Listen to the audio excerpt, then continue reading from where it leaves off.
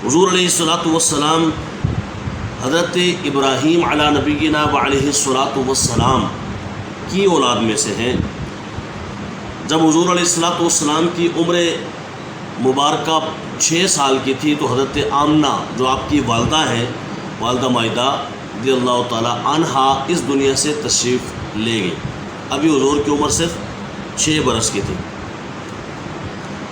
اور پھر دادا عبد المطلب کے پاس تھے، اور جب حضور کی عمر 8 سال کی ہوئی تو وہ بھی تشریف لے گئے۔ یعنی آپ اندازہ لگا سکتے ہیں کہ اس عمر میں اگر باپ بھی نہ ہو، ماں بھی نہ ہو، دادا بھی نہ ہو سر پر، تو پھر کیا عالم ہوگا۔ اور پھر جناب ابو طالب نے آپ کا خیال رکھا، دھیان رکھا، اور پھر شعب ابی طالب کی گھاٹیاں، اور پھر بعد میں جو ہے وہ حضور علیہ الصلوۃ والسلام پر جو زمانہ بیتا وہ علماء سے آپ سنتے ہی رہتے ہوں گے کہ کیسے آقا کریم صلی اللہ علیہ وآلہ وسلم 8 سال کی عمر میں جو ہے وہ کبھی اس دیوار سے لپٹ کے روتے ہیں تو کبھی اس دیوار سے لپٹ کے روتے ہیں۔ لیکن وہ ایک غم تھا، اور غم کا ہونا ایک فطری عمل ہے، نیچر ہے انسان کی۔ جب کوئی غم ہوتا ہے، کوئی اس طرح کی کوئی ڈیتھ ہو جائے یا بندے کو غم لگتا ہے، لیکن یاد رکھیں غم میں اور خوشی میں اسلام فرق بتاتا ہے۔ فرق یہ ہے کہ خوشی قیامت تک کے لیے جو اچھی خوشی ہے وہ منائی جا سکتی ہے، غم صبح قیامت تک کے لیے منایا نہیں جا سکتا۔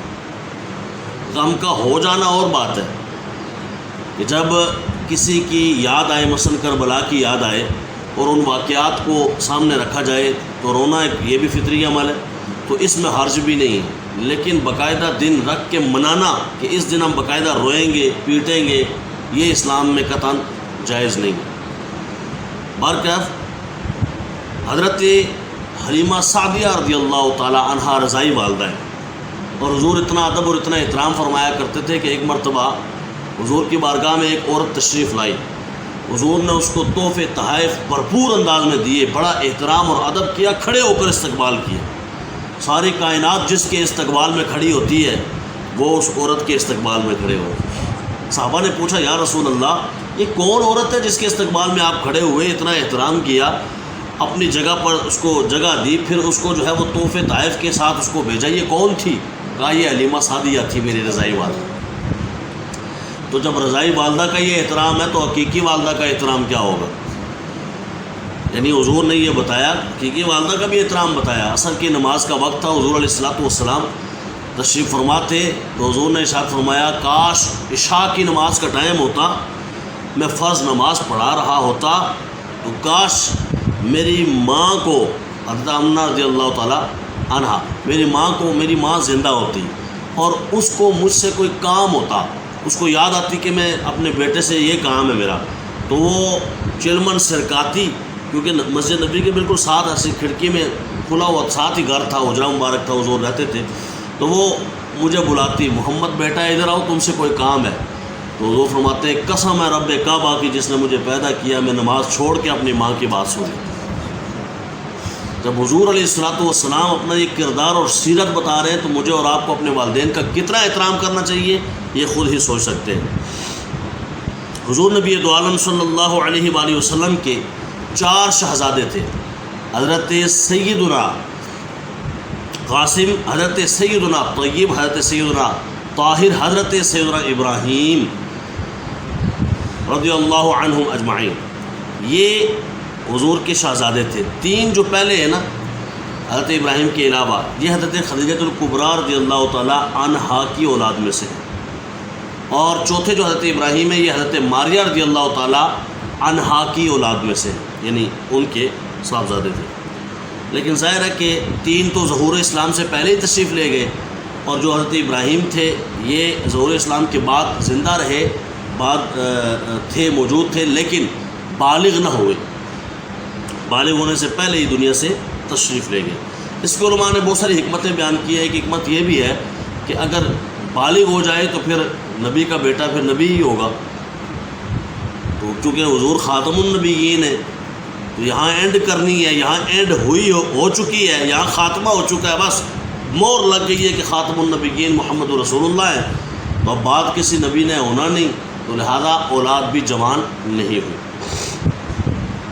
حضور علیہ الصلوۃ والسلام کی 4 شہزادیاں حضرت سیدتنا فاطمۃ الزہراء طیبہ طاہرہ رضی اللہ تعالی عنہا، کئی لوگ ہیں جو ان کا نام لیتے ہیں، باقی حضرت ام کلثوم، حضرت رقیہ، حضرت زینب رضی اللہ تعالی عنہن، ان کا نام نہیں لیتے۔ ایسا طبقہ بھی موجود ہے، بس ایک ہی تھی۔ آپ خود سوچ سکتے ہیں کہ حضور کی بیٹیاں 4 ہوں اور کوئی ایک مانے تو کتنا بڑا جرم کرتا ہوگا، کتنا بڑا الزام لگاتا ہوگا، کتنا بڑا گستاخی کا موجب ہوگا۔ اپنے پرائے ان کی کتابوں میں بھی لکھا ہوا ہے کہ حضور کی 4 شہزادیاں تھیں اور وہ ایک مانے۔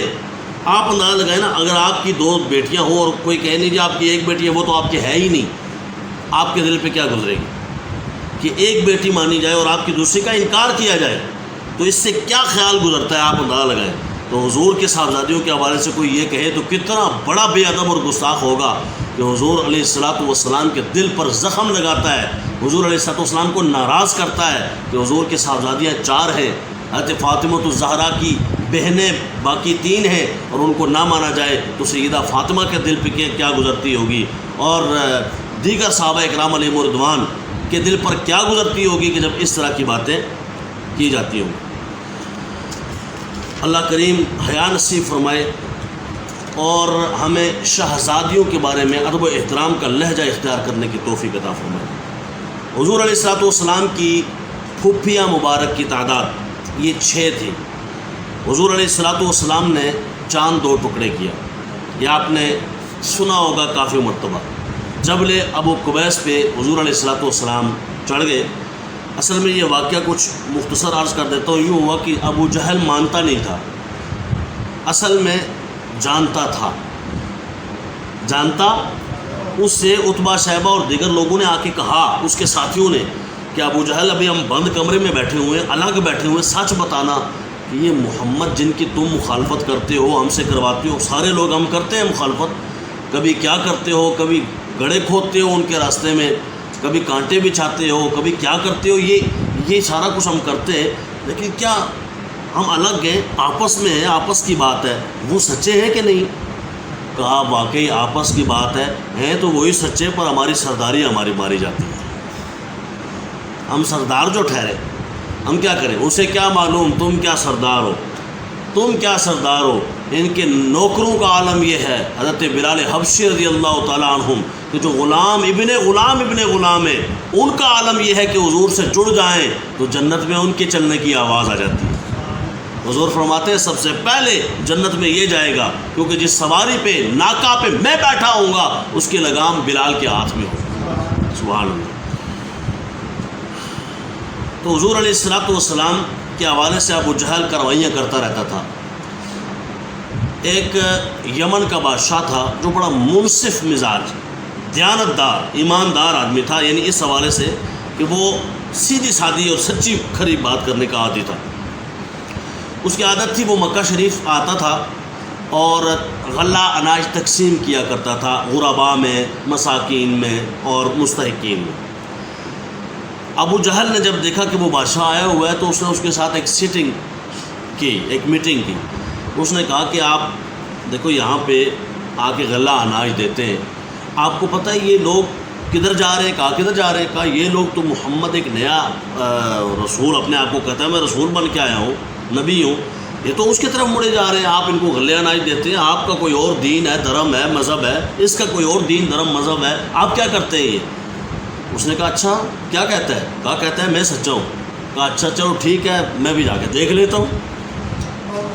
انہوں نے کہا نہ دیکھنا نہیں، اینو پتہ سی نہ کوئی تاک لے وے تو بھی دعویٰ نظر آ جانی ہے نا، بھائی سچے کا تو چہرہ ہی بتا دیتا ہے کہ یہ سچا ہے۔